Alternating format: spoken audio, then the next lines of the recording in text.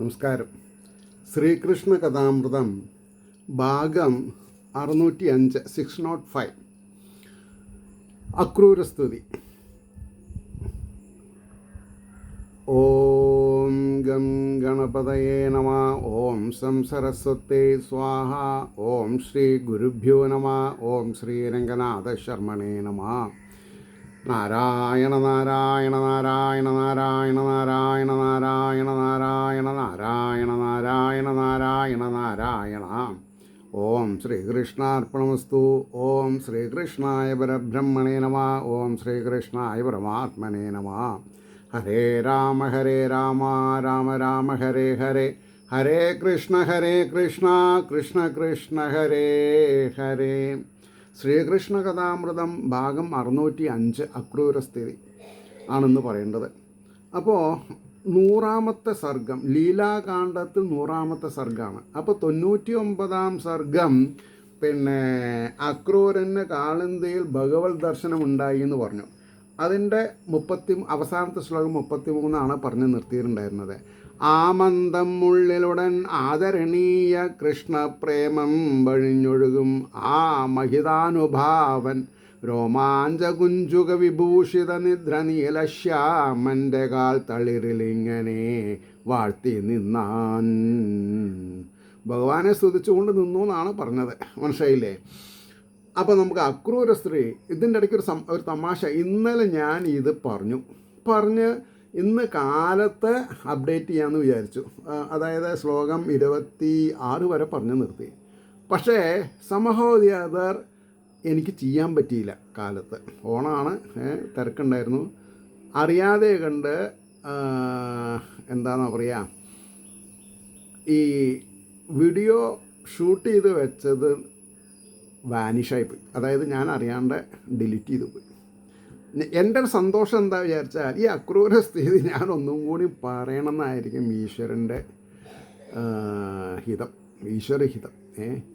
കാരണം അതേമാതിരി ഇന്നലെ ഭാഗവതം മൂലം പ്രഭാഷണം ഒരു 25 മിനിറ്റുണ്ട് ഞാൻ എക്സ്ട്രാ പറഞ്ഞു. പക്ഷേ നടന്നില്ല. അത് ഇതേമാതിരി കയ്യിൽ നിന്ന് തട്ടിപ്പോയി. അപ്പോൾ ഇത് എത്ര പറഞ്ഞാലും തീരില്ല.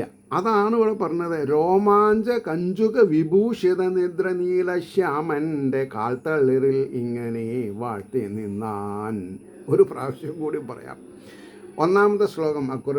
നമസ്കരിച്ചിടുന്നേൻ ഞാൻ നന്ദഗോപകുമാരകാം നീയേ വിശ്വവിധാതാവിൻ പ്രഭവസ്ഥാനം അച്യുത. നീയേ വിശ്വവിധാതാവിൻ, ബ്രഹ്മാവിൻ്റെ പ്രഭവസ്ഥാനം അങ്ങാണ്. പത്മനാഭ എന്നുള്ള വാക്ക അല്ലേ? നാഭിയിൽ പത്മമുണ്ടായിട്ട് ആ നാഭിയിലുള്ള പത്മത്തിൽ ഇരിക്കുന്നവൻ ബ്രഹ്മാവ്. നമസ്കരിച്ചിടുന്നേൻ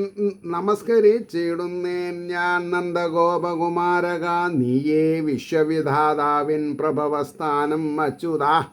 പഞ്ചഭൂതം അഹങ്കാരം ഇന്ദ്രിയം വിഷയങ്ങളും മഹത്തത്വാദിയും നാനാവിധമാം നിൻ പ്രകാശനം. ഇത് നമ്മൾ മനസ്സിലാക്കണം. പഞ്ചഭൂതങ്ങൾ, ആകാശം, കാറ്റ്, അഗ്നി, ജലം, ഭൂമി ഈശ്വരൻ തന്നെയാണ്. അതുകൊണ്ടാണ് അവരെ മറയ്ക്കാൻ പറ്റില്ല, അവരുടെ കണ്ണ് കെട്ടാൻ പറ്റില്ല. അപ്പോൾ പഞ്ചഭൂതം, അഹങ്കാരം ഭഗവാന്റെയാണ്. അതുകൊണ്ടാണ് അഹങ്കാരമായാൽ അപ്പം നമ്മൾ അവരോട് ഉപദേശിക്കരുത്, മിണ്ടാതേണ്ടിരിക്കുക. അച്ഛനാണെങ്കിലും അമ്മയാണെങ്കിലും കുട്ടികളോടാണെങ്കിലും എന്താണെങ്കിലും ശരി. അഹങ്കാരം, ഇന്ദ്രിയങ്ങൾ, കയ്യ കാല മൂക്ക്, പഞ്ചേന്ദ്രിയങ്ങളും ജ്ഞാനേന്ദ്രിയങ്ങളും. അപ്പോൾ അവരെ ബഹുമാനിക്കുക. വിഷയങ്ങളും എല്ലാം അല്ലേ? ഒരാൾ ഒരു പദാർത്ഥം കൂടുതൽ ആഗ്രഹിക്കുന്നുണ്ടെങ്കിൽ കുറ്റം പറയരുത്. കാരണം എന്താ? അയാൾക്ക് അത് ദഹിച്ചിട്ടല്ല അദ്ദേഹം കഴിക്കണത്. ചിലവർ പായസം ധാരാളം കുടിക്കും, ചിലവർ ചോറ് ധാരാളം ഉണ്ടോട്ടെ. അപ്പോൾ അത് ഒരു കഴിവാണ്. ഇനി അതും ഉള്ളു പറയാം. അപ്പോൾ ഈശ്വരന് സ്തുതി എന്ന് പറഞ്ഞ് മിണ്ടാണ്ടിരിക്കുക. മഹത്തത്വാദിയും നാനാവിധമാം നിൻ പ്രകാശം. പല രൂപത്തിൽ ഭഗവാൻ പ്രകാശിക്കണമെന്ന് മാത്രം. ജീവന്മാർ അന്തരാത്മാവിൻ യാഥാർത്ഥ്യം കാൺമതെങ്ങനെ? ഒരു ചോദ്യം ചോദിക്കുകയാണ്. ജീവന്മാർ വിദ്യാഭ്യാസം ഇല്ലെങ്കിൽ, എന്ത് വിദ്യാഭ്യാസം? സ്കൂൾ വിദ്യാഭ്യാസമല്ല, ആധ്യാത്മിക വിദ്യാഭ്യാസം ഇല്ലെങ്കിൽ അന്തരാത്മാവിൻ യഥാർത്ഥ്യം കാണുന്നതെങ്ങനെ? അകത്ത് ജീവൻ ബ്രഹ്മാണെന്നുള്ളത് എല്ലാവർക്കും അറിയില്ലല്ലോ. ഈ പ്രശ്നം മുഴുവൻ അമ്മയെ അടിച്ചു കൊല്ലുക, അച്ഛനെ അടിച്ചു കൊല്ലുക, പ്രസവിച്ച കുഞ്ഞിനെ അമ്മ കഴുത്ത് പിടിച്ച് പോക്കി കൊല്ലുക, കുഴിച്ചിടുക, ഇതൊക്കെ ജീവന്മാർ അന്തരാത്മാവിൻ യഥാർത്ഥം കാണാത്തത് കൊണ്ടാണെന്ന് അർത്ഥം. അറിയുന്നില്ല അജൻ പോലും, ബ്രഹ്മാവ് കൂടി അറിയണില്ല എന്നാണ് പറഞ്ഞത്. ജീവന്മാർ അന്തരാത്മാവിൻ യഥാർത്ഥ്യം കാണുന്നതെങ്ങനെ? അറിയുന്നില്ല അജൻ പോലും നിൻ മായാബന്ധനാകയാൽ. ആരാണ് മായയാൽ ബന്ധിക്കപ്പെട്ടത്? അവർ കാണുന്നില്ല. മായാബന്ധമില്ലാത്തവർ അന്തരാത്മാവിൻ യഥാർത്ഥം കാണുന്നുണ്ടേന്, അനുഭവിക്കുന്നുണ്ടേന്. എന്നാൽ എമ്മട്ടിലായാലും ഉപാസിക്കുകിൽ ഏവനും അസാധ്യമാം നിൻ മാധുര്യം ആൾക്ക് അർഹമാം വിധം. ഒരു തലനാരഴയ്ക്ക് പഴയ്ക്കാത്ത പ്രഡിക്ഷനാണ്.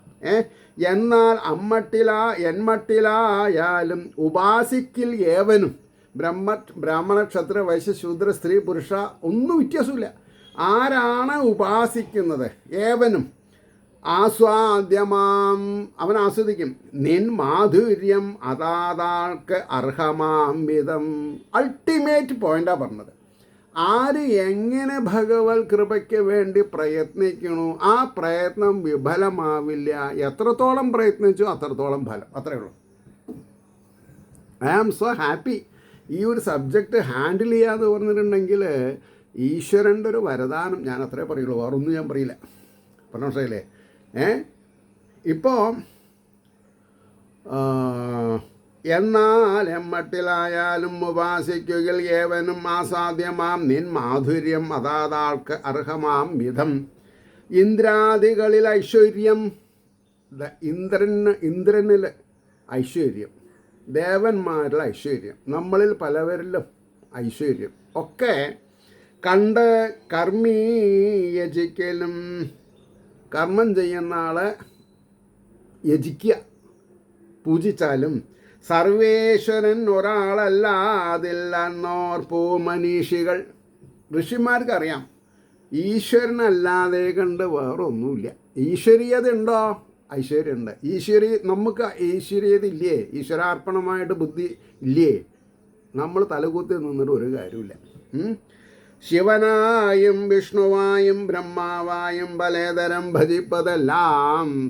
ചിലവർ ശിവനെ മാത്രമേ ഭജിക്കുന്നുണ്ട്, ചിലവർ ബ്രഹ്മാവിനെ, ചിലവർ ഭഗവതീനെ, ചിലവർ ഭദ്രകാളിനെ. എന്തായാലും പലതരം ഭജിപ്പതെല്ലാം കടലിൽ പുഴ പോലെത്തും മങ്ങയിൽ. കടലിൽ സമുദ്രത്തിൽ പുഴകൾ നദികൾ എത്തുന്ന പോലെ ആരിലെത്തണത് ഇതൊക്കെ? ഓം ശിവായ നമ, ഓം ബ്രഹ്മായ നമ, ഓം ഇന്ദ്രായ നമ, എന്ത് നമ പറഞ്ഞാൽ ഇത് എത്തണത് സമുദ്രമാകുന്ന വിഷ്ണുവിലാണ്. അപ്പം എന്നാൽ നേരെ വിഷ്ണു എന്നാണ് പറഞ്ഞാൽ പോരെ എന്നാണ് ഭാഗവതം ചോദിക്കണത്.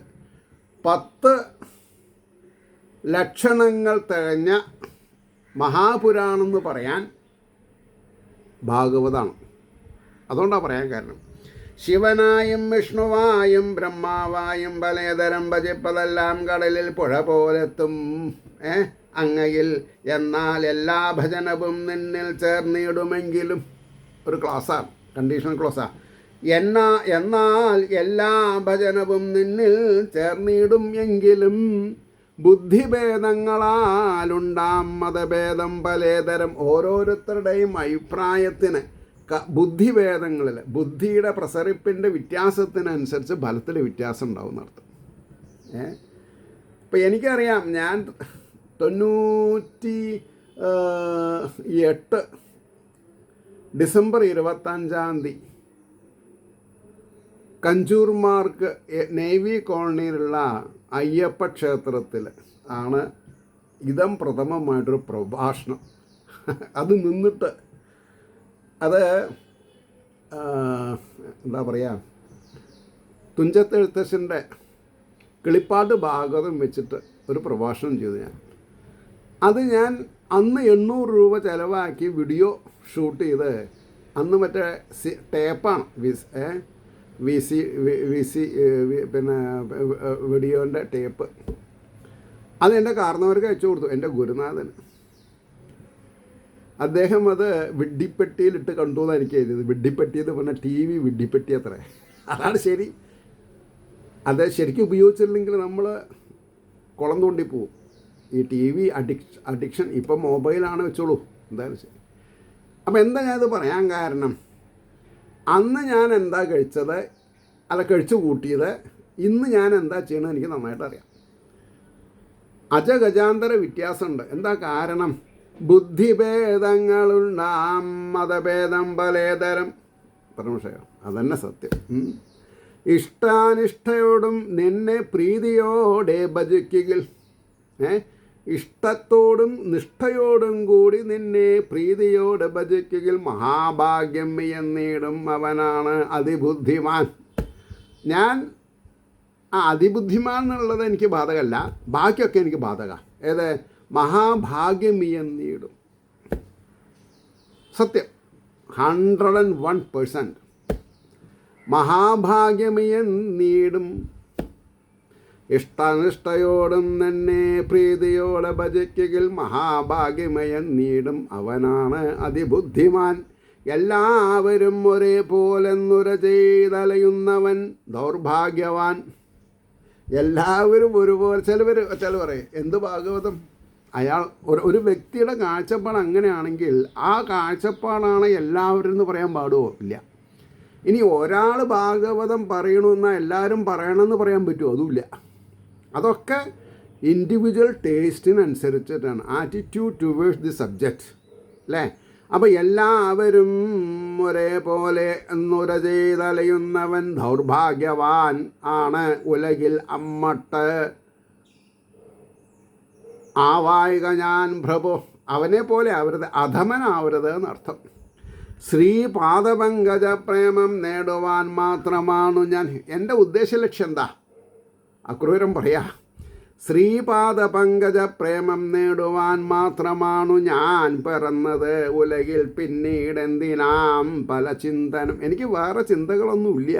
എന്താ എൻ്റെ കാര്യം?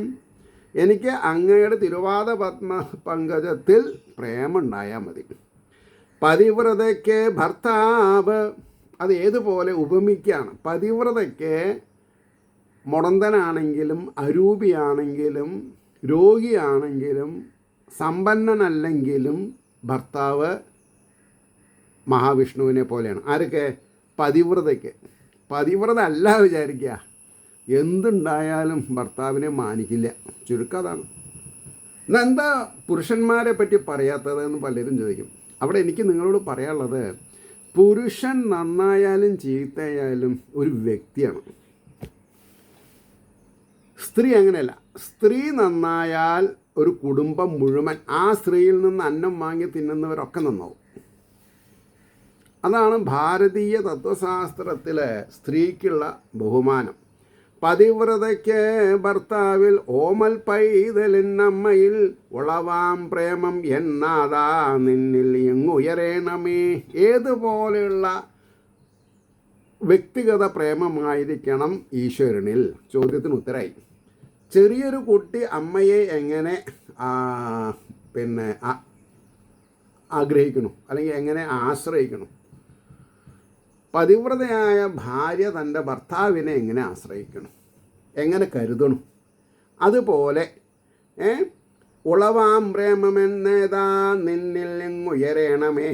അതിനദ്ദേഹം രാമായണത്തിൽ നിന്നൊരു കഥ, ഒരു പദ്യം കടമെടുക്കുകയാണ്. ഹനുമാൻ അധികം പ്രീതിപൂർവം ശ്രീരാമചന്ദ്രനെ ഭജിച്ചിടുകയാം ധന്യൻ ആവിധം ഞാനുമച്യുത. എങ്ങനെയാണ് രാമായണ കാലത്ത് ഹനുമാൻ ശ്രീരാമചന്ദ്രസ്വാമിയെ ഭജിച്ചത്? അതുപോലെയാണ് ഭാഗവതത്തിൽ അക്രൂരൻ ഭഗവാൻ ശ്രീകൃഷ്ണനെ ഭജിക്കുന്നത് എന്ന് അദ്ദേഹം ഓർപ്പിച്ചു. മധുസൂദന ഗോവിന്ദ, മധുസൂദന ഗോവിന്ദ, മുകുന്ദ മുരശാസന, മുരളീലോല ഗോപാല ബാല വിശ്വൈക മോഹന. ഭഗവാൻ ആരാ? വിശ്വൈകമോഹന, വിശ്വത്തെ മുഴുവൻ മോഹിപ്പിക്കും. മായാ മനുഷ്യനാണ്, മായാധിപനാണ്, മായയുടെ അധിപനാണ്. നിന്നെ താനുള്ളിലോർത്തോർത്ത് ഈ ലോകചിന്തകൾ മാഞ്ഞുടൻ.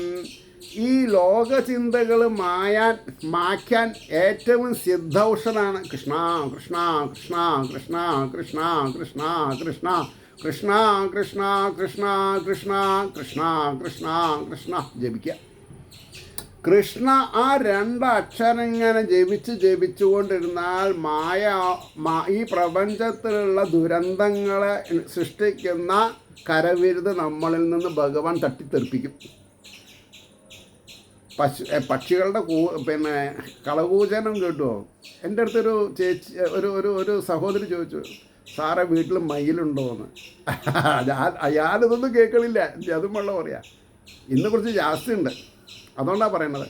അപ്പോൾ ഇവിടെ നിന്നെ താനുള്ളിലോർത്തോർത്ത് ഈ ലോകചിന്തകൾ മാഞ്ഞുടൻ നിൻ തൃപ്പദാംബുജധ്യാനം മഗ്നനായി വിലസേണമേ.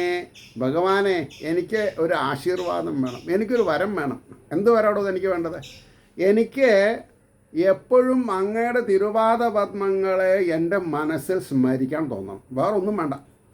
എന്നാൽ എന്താ ഗുണം?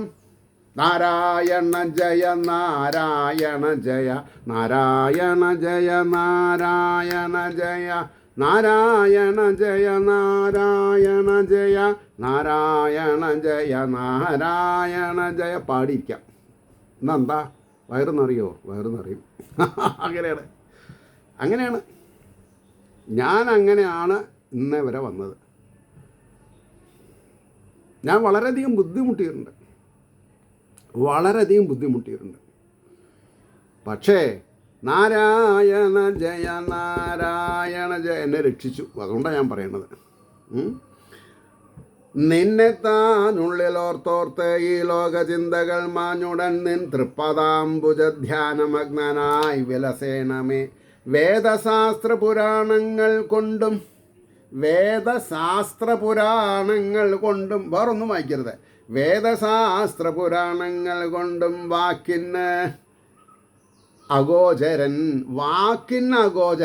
വാക്കുകളാൽ ഭഗവാനെ കാണാൻ പറ്റില്ല. ഇങ്ങനെയാണ് ഭഗവാൻ ഉണ്ടാവുക എന്ന് നമുക്കൊരാൾക്കും പറഞ്ഞു കൊടുക്കാൻ പറ്റില്ല.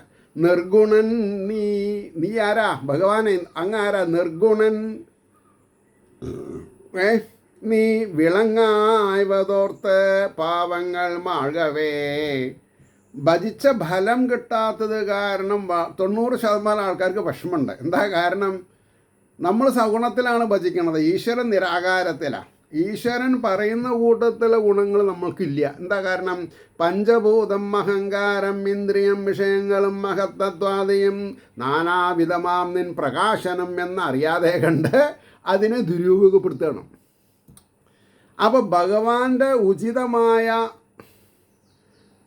ഉപദേശങ്ങളെ മറന്നുകൊണ്ട് നമ്മൾക്ക് ഭഗവാനെ പ്രാപിക്കാൻ പറ്റില്ല. അപ്പോൾ നിർഗുണൻ നീ വിളങ്ങായവതോർത്തു പാവങ്ങൾ മാർഗവേ പലേ രൂപം ധരിച്ച് അമ്പാർന്ന് ഇറങ്ങി തന്നെ ജീവനെ കാത്തി രക്ഷിപ്പൂ നീ കൃഷ്ണ കമലായതലോചന. ഭക്തന്മാരറിയാതെ കൊണ്ട് പല രൂപത്തിൽ അങ്ങ് താഴേക്ക് ഇറങ്ങി വന്ന് അവരെ രക്ഷിക്കുന്നുണ്ട്, അവരെ അറിയണില്ല. അതാണ്. അപ്പോൾ അനുഗ്രഹിപ്പാൻ ഈ വണ്ണം അവിടുന്ന് പലതരം. ഭഗവാനെ അങ്ങ് സാധാരണക്കാരെ അനുഗ്രഹിക്കാൻ വേണ്ടി പല തരത്തിലും പല രൂപം കൊടുക്കണം. അവിടുന്ന് പലതരം അവതാരങ്ങൾ കൈകൊണ്ട് വിലസിയിടുകയും വിഭോ സാധാരണക്കാരറിയണില്ല. സാധാരണക്കാർ ചാഞ്ഞും ചെരിഞ്ഞും അല്ലേ? ഗുരുവായൂർ അമ്പലത്തിൽ താല്പര്യമുള്ളവരെ കണ്ട് സന്തോഷിപ്പിച്ച് എങ്ങനെയാണ് ക്യൂവിൽ നിൽക്കാതെ കണ്ട് തൊഴുക? ഒരു കാര്യമില്ല. അങ്ങനെ ഇൻഫ്ലുവൻസ് വെച്ച് തൊഴുതിട്ട് ഒരു കാര്യമില്ല. കാരണം എന്താ? ഭഗവാൻ അത് ഇഷ്ടമല്ല തന്നെ. ഭഗവാൻ എന്താ പറഞ്ഞത്? നിങ്ങളുടെ മനോമുഖരത്തിൽ ഞാൻ അനാദികാലം മുതൽക്ക് നിങ്ങളുടെ ചങ്ങാതിയായിട്ട് വർത്തിച്ചിട്ട് അരനിമിഷമെങ്കിലും നിങ്ങൾ എന്നെ പറ്റി ആലോചിക്കാറുണ്ടോ? ഏറ്റവും സമീപത്താണ് ഞാൻ. നിങ്ങളുടെ 5 കർമ്മേന്ദ്രിയങ്ങളും ജ്ഞാനേന്ദ്രിയങ്ങളെയും നിഷ്കർഷിക്കുന്നത് ഞാനാണ്, അവർക്ക് ബലം തരണത് ഞാനാണ്. എന്നിട്ട് നിങ്ങൾ മൂർത്തിഭാവത്തിൽ മാത്രമല്ലേ എന്നെ മനസ്സിലാക്കണുള്ളൂ. അതാണ് പ്രശ്നം. അത്യന്ത പാപസംസ്കാരം ഉൾത്തിങ്ങിയിടുക കാരണം, അത്യന്ത പാപസംസ്കാരം ഉൾത്തിങ്ങിയിടുക കാരണം, ഉള്ളിൽ വളരെയധികം പാപങ്ങൾ വെച്ചിട്ട് ഭഗവാനെ വിളിച്ചിട്ട് കാര്യമില്ല. നിൻ മായയെങ്കൽ മോഹിപ്പൂ വെറും പ്രാകൃതനായവൻ, കൃതകൃത്യതയില്ലാതെ കണ്ട്. ഇവിടെ പറയണ്ടായി ഏത് ആനന്ദം ഉള്ളിലുടൻ ആദരണീയ കൃഷ്ണപ്രേമമില്ലാണ്ട്, ഉള്ളിലുള്ള കൃഷ്ണനെ പ്രേമിക്കാണ്ട് ഒരു കാര്യമില്ല. അത്യന്ത പാപ സംസ്കാരം മുൾത്തിങ്ങിയിടുക കാരണം, നിൻ മായയെങ്കൽ മോഹിപ്പൂ വെറും പ്രാകൃതനായവൻ, ഭഗവത് ശരണാംബോജമകരന്തം മനോഹരം മെടിഞ്ഞ് കഫവെൺ മൂത്രമാംസപൂർണം കളേഭരം. 100% മാത്രമേ ഭഗവത് ശരണാംബോജമകരന്തം മനോഹരം എന്നുള്ളത് മനസ്സിലാക്കിയിട്ടുള്ളൂ. അതായത് ഭഗവത് പാദാരവിന്ദമാണ് മനോഹരമായിട്ടുള്ളത്. മകരന്തം എന്ന് പറഞ്ഞാൽ ആനന്ദം, പരമാനന്ദം, സച്ചിദാനന്ദം, ചിന്മയാനന്ദം അനുഭവിക്കണമെങ്കിൽ നമ്മൾ എവിടെ എത്തണം? ഭഗവാന്റെ പാദാരവിന്ദങ്ങളിൽ. അല്ല, അവിടെ എത്താതെ കണ്ട് ആ മനോഹരത്തിനെ വെടിഞ്ഞ് ഒഴിവാക്കി കഫവിൺമൂത്ര മാംസപൂർണം കളേപരം. പുരുഷനായാലും സ്ത്രീ ആയാലും കഫം, മൂത്രം, മലം, മൂത്രം ഇത്യാദികൾ നിറച്ച ഉദരത്തോടു കൂടിയിട്ടുള്ള ശരീരത്തെ വാരി പുണരുക. ഇനി ഇതിന് മീതെന്ന് പറയാൻ പറ്റില്ല. ഭഗവാന്റെ ഭഗവത് ചരണാംഭോജമകരന്തം മനോഹരം വെടിഞ്ഞ് കഫവിൺമൂത്രമാംസപൂർണം കളേപരം അത്യന്ത സൗഖ്യമെന്നുള്ളിൽ ഉറപ്പിച്ചുല്ലസിപ്പവൻ. ഇതാണ് നല്ലത് എന്ന് വിചാരിക്കണവൻ ഇതിലും പരമായെന്തുണ്ടൊരു ദൗർഭാഗ്യമേന്തുവാൻ. ഇതിനേക്കാൾ പരമായിട്ടുള്ളൊരു ദൗർഭാഗ്യമില്ല എന്നാണ്. അതാണ് ഈ പുത്രേഷണ, ധാരേഷണ, അർത്ഥേഷണ എന്ന് പറയാൻ കാരണം എന്താ? എല്ലാ കുട്ടികളും നന്നായിക്കൊള്ളണമെന്നില്ല. അച്ഛനമ്മമാരെ തിരസ്കരിച്ചുകൊണ്ട് ജീവിക്കുന്നവരാണ് ബഹുഭൂരിപക്ഷം. അപ്പോൾ അങ്ങനത്തെ കുട്ടികളുടെ നിലനിൽപ്പിന് വേണ്ടി അഹോരാത്രം പ്രയത്നിച്ചുള്ള അച്ഛനമ്മമാരുടെ സ്ഥിതി എന്താ? അപ്പോൾ പറയണു, ദൗർഭാഗ്യമേന്തുവാൻ മഹാപ്രഭോ കൃഷ്ണ, നീ എന്നുള്ളിലെന്നും വിളങ്ങണം. എൻ്റെ ഉള്ളിൽ മിന്നിക്കൊണ്ടിരിക്കുന്ന അങ്ങയെ അനുസന്ധാനം ചെയ്യാനുള്ള ഒരു സദ്ബുദ്ധി അങ്ങ് എനിക്ക് തന്നരുളണം. എൻ്റെ ഉള്ളിൽ വിരാജിക്കുന്ന തമ്പുരാനെ മനസ്സിലാക്കാനുള്ള ഒരു ചാതുര്യം എന്നിൽ അങ്ങ് പ്രദാനം ചെയ്യണം. മഹാപ്രഭോ കൃഷ്ണ, നീ എന്നുള്ളിലെന്നും വിളങ്ങണം. മനോജ്ഞമന്ദസ്മിതമാർന്നയേവണ്ണം കരുണാനിധേ. തൃപ്പാദപങ്കജപ്രേമം നുകർന്നീടാതെ കേവലം ദേഹം ഞാനെന്നും അതിനോടനുബന്ധിപ്പതൊക്കെയും. തൃപ്പാദപങ്കജത്തെ അനുസന്ധാനം ചെയ്യാതെ കണ്ട്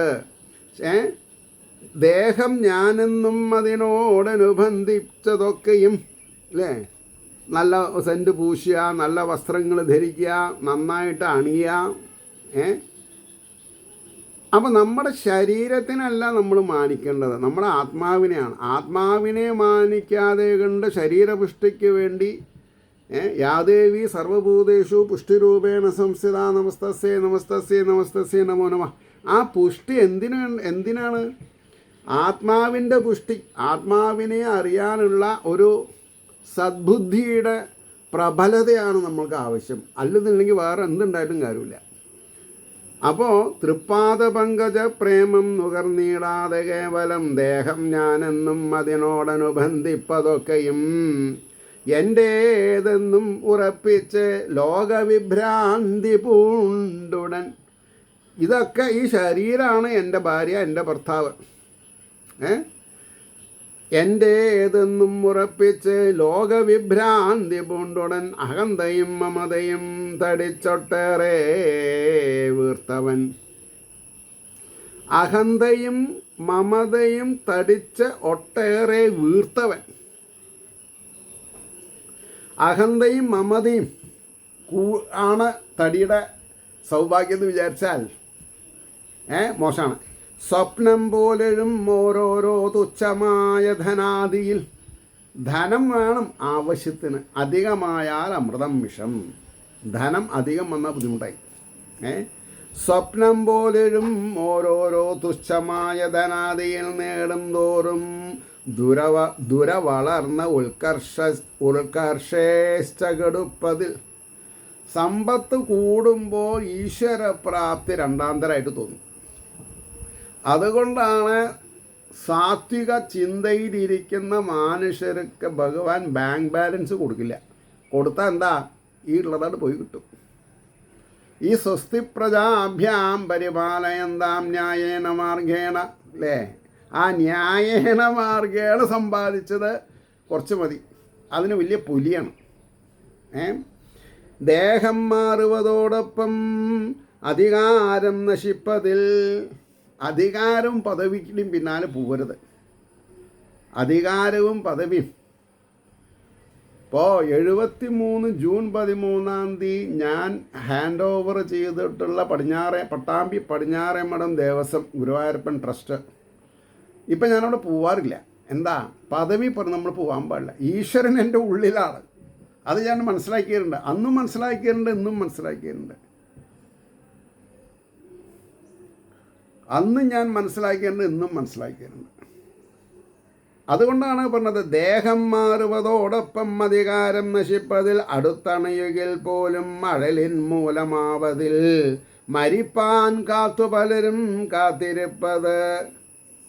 കാത്തിരിപ്പതിൽ ആശയാൽ സംഭ്രമിച്ചു വെറുതെ മൂടൻ ജന്മം പാഴാക്കി നിൽക്കയാം. അതായത് ഇവിടെയാണ് എനിക്കൊരു കഥ വരുന്നത്. തവളവാലൻ ചേര.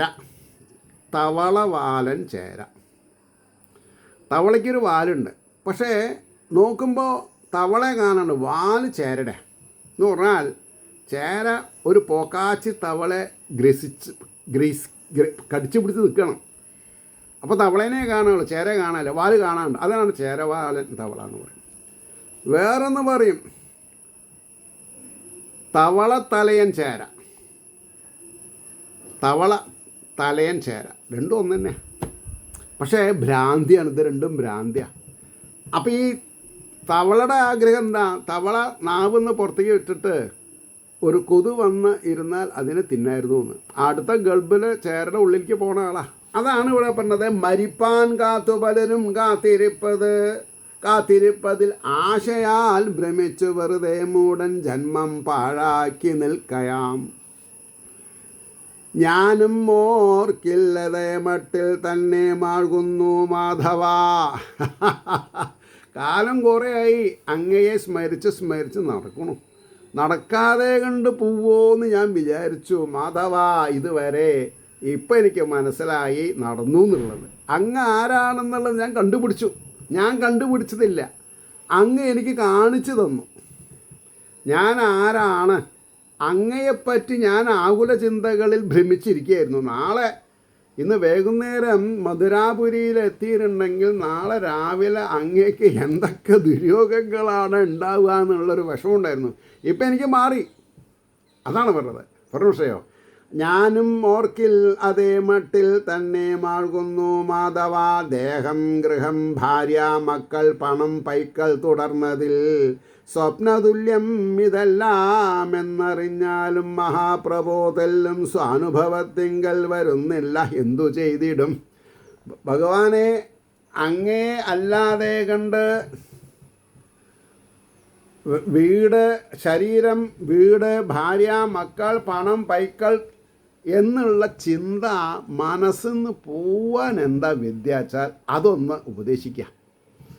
അല്ലെങ്കിൽ എൻ്റെ ഇന്ദ്രിയങ്ങളെ അങ്ങ് ഏതുകൊണ്ടാണ് പ്രശ്നം ഉണ്ടാക്കുന്നത് അതിനെ അങ്ങ് നശിപ്പിച്ചാലും. ഇതിനേക്കാൾ പിന്നെ എന്താ പറയുക? സ്വപ്നതുല്യം ഇതെല്ലാം എന്നറിഞ്ഞാലും മഹാപ്രബോധെല്ലും സ്വാനുഭവത്തിങ്കൽ വരുന്നില്ലെന്തു ചെയ്തിടും. നാഥ നിൻ തൃപ്പദാംബോധ സൗഭാഗ്യാദികളോർക്കവേ. ഞാനേ വളരെ സന്തോഷവാനാണ്. വെള്ളത്തിലാണ് ഇറങ്ങിയപ്പോൾ ആനന്ദശയനം. ആരാ കിടക്കണത്? ആരുടെ മേലാ കിടക്കണത്? ഈ ചാരിയിരിക്കണ ആളുടെ മേലാ കിടക്കണത്. ഞാൻ നിങ്ങളെ കയ്യും കാലൊക്കെ കഴുകി വെള്ളമൊക്കെ കുടിപ്പിച്ച തേരിൻ്റെ തട്ടിൻ്റെ മുകളിൽ പിടിച്ചിരുത്തി എനിക്കിങ്ങനെ ഒരു ദൃഷ്ടി കാണിച്ചു തന്നിട്ടില്ലെങ്കിൽ എൻ്റെ സ്ഥിതി എന്തായിരിക്കും അല്ലേ? നാഥ നിൻ തൃപ്പദാം ബോധ സൗഭാഗ്യാദികളോർക്കവേ.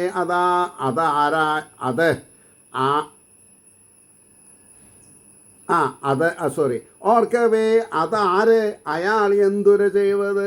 ഈ വിധം 1000 ദുരാഗ്രഹങ്ങൾ തുച്ഛമാം ജൽപ്പനങ്ങളും വന്നവ ബാധിച്ചെന്നുള്ളം വിക്ഷിപ്തമാകയാം. മായ കൊണ്ട് എൻ്റെ ഉള്ളം വിക്ഷിപ്തമായിരുന്നു. നമ്മുടെയൊക്കെ ഉള്ളം വിക്ഷിപ്തമാവരുത് എന്നാണ് പറഞ്ഞത്. മനസ്സിലായില്ലേ? തിരുവുള്ളത്തിൽ നീയൊന്ന് ഖനിയാകിൽ മഹാപ്രഭു, അങ്ങയുടെ ഹൃദയപത്മത്തിൽ എനിക്ക് ഒരു സ്ഥാനം ഉണ്ടായതുകൊണ്ടാണല്ലോ ഈ ദിവ്യദർശനം സാധ്യമാക്കി തന്നത് അല്ലേ? അല്ലെങ്കിൽ എൻ്റെ സ്ഥിതി എന്താവും? തിരുവുള്ളത്തിൽ നീയൊന്നു കനിയാകിൽ, അങ്ങ് കനിഞ്ഞിട്ടില്ലെങ്കിൽ എൻ്റെ സ്ഥിതി എന്താ? കനിയാകിൽ മഹാപ്രഭോ, ഈ ഞാൻ എത്ര പണിപ്പെട്ടും ഫലം ഇല്ലെന്നു തീർച്ചയാം. ഒരു നൊടിയിടയിലല്ലേ കാര്യം സാധിപ്പിച്ച് തന്നത് മഹാപ്രഭു. ഞാൻ എത്ര കാലമായി തുടിക്കണു അതിന്. ഹരേ കൃഷ്ണ എന്ന് മാത്രമേ എഴുതി വെച്ചുള്ളൂ അവിടെ. ഇത് ആദ്യം വായിച്ചപ്പോൾ അല്ലെങ്കിൽ ആദ്യം പഠിച്ചപ്പോൾ. മനസ്സിലായില്ലേ? തിരുവുള്ളത്തിൽ നീയൊന്നു കനിയാകിൽ മഹാപ്രഭു, ഈ ഞാൻ എത്ര പണിപ്പെട്ടും ഫലം ഇല്ലെന്ന് തീർച്ചയാം. ആകയാൽ എത്രയോ ഭക്തോത്തമന്മാരിൽ അനുഗ്രഹം വാരി വർഷിച്ചു തൃക്കയൊന്ന് ഈ മൂർധാവിൽ അണയ്ക്കണം. അങ്ങ് വാരി വിതറിയിട്ടുണ്ടല്ലോ ലോകരുടെ മേലിലെ പലതരത്തിൽ ആഗ്രഹാഭിലാഷങ്ങൾ. ആ തൃക്കൈ എൻ്റെ തലയിലൊന്ന് വെച്ച് അനുഗ്രഹിക്കണം.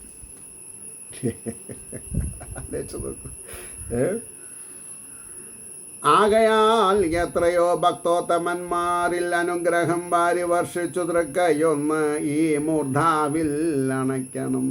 അവിടെ നിർത്താം. ഏവർക്കും ശ്രീഹരിയുടെ അനുഗ്രഹാശസ്സുകൾ നിർലോഭമുണ്ടാവട്ടെ എന്ന് പ്രാർത്ഥിച്ചുകൊണ്ട് വാക്കുകൾ ഉപസംഹരിക്കുന്നു. നമസ്കാരം. നാളെ കാണാം.